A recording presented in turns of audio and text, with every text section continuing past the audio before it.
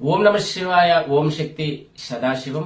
ఈ కార్తీక పౌర్ణమి సందర్భంలో ప్రతి గృహములో పూజ చేసేవాళ్ళు, పూజ చేయనోళ్ళు ఎవరైనా కూడా ఈ మంచి రోజు కాబట్టి చేసుకోవచ్చు.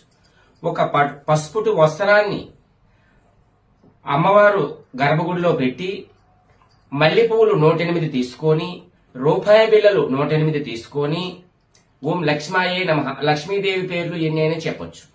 ఈ 108 దఫాలు భార్య చేత రూపాయి బిళ్ళ వేయించి భర్త పుష్పము చేసి, ఇవి మొత్తాన్ని ఈ 108 దఫాలు ఆ లక్ష్మీ పేరు చెబుతూ, ఇవన్నీ పూజా కార్యక్రమం అయిపోయినాక దీపదూప నైవేద్యాలు ఎత్తి కాస్త పసుపు కుంకుమ దాంట్లో వేసి ఆ గుడ్డ వస్త్రంతో మూట కట్టి పూజా మందిరంలో పెట్టాలి.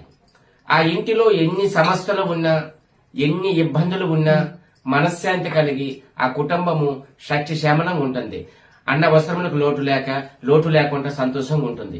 ఓం నమ శివాయ. ఓం శక్తి సదాశివం.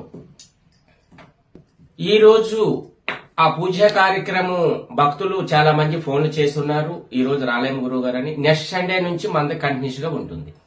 ఓం నమ శివాయ.